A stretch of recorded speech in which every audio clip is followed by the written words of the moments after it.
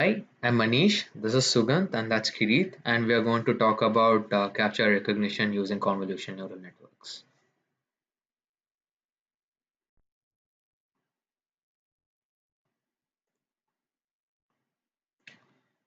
So, this is what we'll be discussing today, and these are the steps which we actually followed in this project.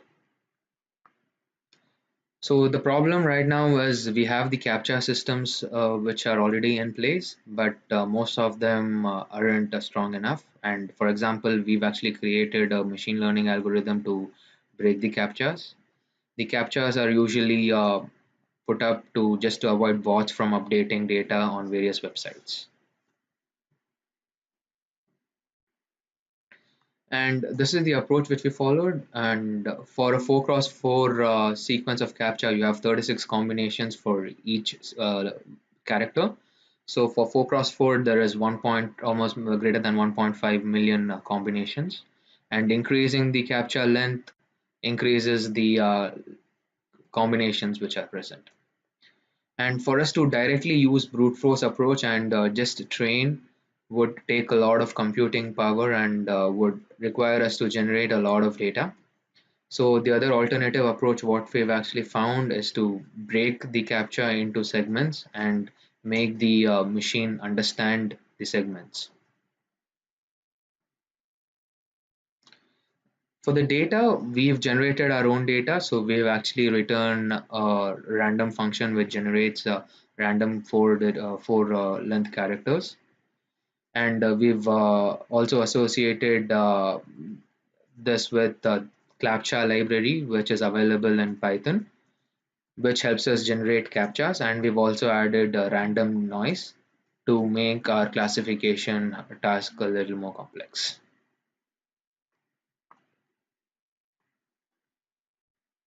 So as you can see, this is the data which we get. And we have actually included the noise, the lines and everything here so that it'll be hard for us to recognize. And we can't we initially thought of using contour based techniques, but when we use contour is going to split based on the edges. So once we actually see this image has two contours. Because of the line, it's not able to differentiate O with D, F and K, so it's going to take O as separate and D, F, K as two set of images.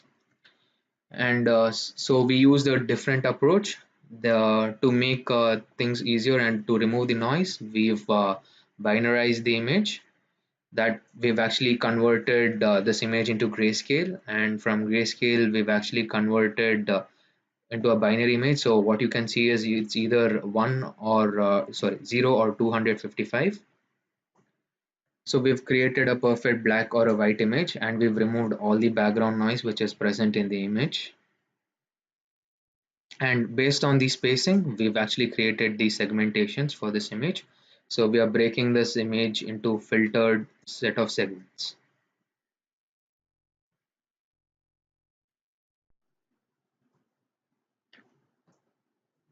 This is the function which we've actually used to create a random 4 length string.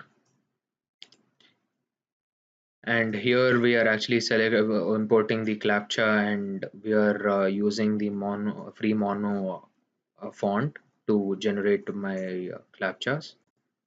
And we've also set our noise as 20%.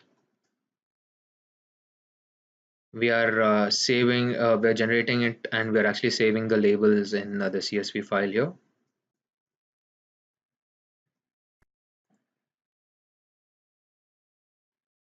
Here we get our sample image. Now here we are actually converting it into a grayscale.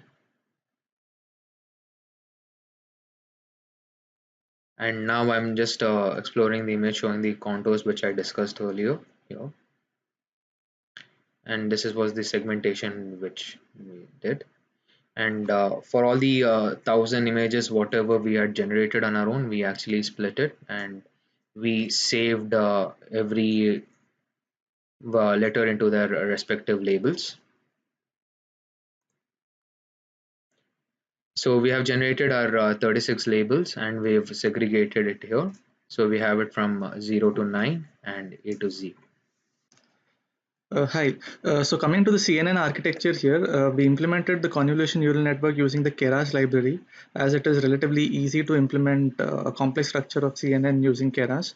Coming to the CNN architecture, there are four main steps we need to follow. One is convolution, and then max pooling, and then flattening, and finally we'll have a dense layer, and we'll run the model using that. Let me show you the code. So initially, we have imported all the modules, and using the image data generator, we've rescaled the image, standardized it, so that it will be an input to the convolution layer. So the target size here is 32 by 32. And coming to the architecture, the first layer is the convolution layer. The classifier we have taken as sequential, since it's a neural network. Sequential would be the most apt model to be used here. In this convolution layer, you can see that we have taken 32 filters of size 5 by 5, 5 by 5 filter, which will be convoluted over the entire image, which is 32, 32, 1. Since our image is grayscale and not a color one. If it is a color, we'll have 3, the depth dimension. So then we've added a max pool layer, wherein the pooling size is 2 by 2. And we've taken the slides 2 by 2 so that it moves 2 slides. And another convolution layer with the rectifier linear unit as the activation layer, and we have another max pooling layer added, and we flattened the data so that the multi-dimension matrix would be flattened to a single dimension matrix. And then we've added a dense layer, which is a fully connected layer of 500 units, wherein it will be learning using 500 nodes. And finally, since our model has 36 different classes to be classified, the final dense layer we've given us 36 units. And here we have fit the model, and we've set the epochs to 10. We can see that while training, it has a good accuracy of 99.97, since it is learning letter by letter. And finally, we have saved the model, we've saved the classifier as a HDFI file. It's a hierarchical data file.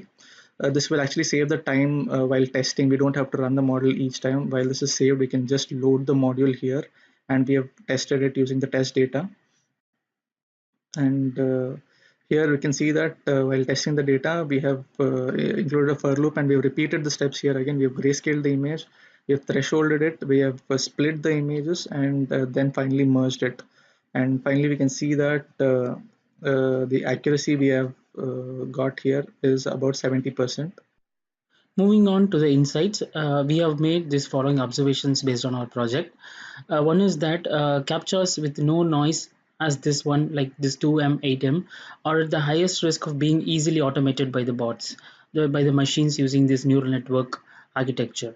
And in case if you have a little bit of noise and as lines like this, and they are at a medium risk of breach, but still it can be easily breached by neural network or machine learning algorithms, which can easily detect these patterns. And also we observed that based on the captcha's history, we could see that there is always a spacing between the characters, which is making these captchas vulnerable for machines actually. And one more thing is that if the intensity of noise is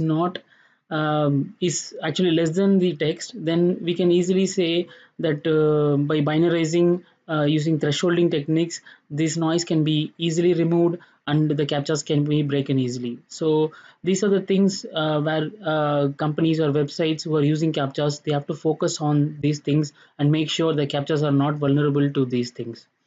And based on this, we also recommend uh, certain things which should be a part of captcha.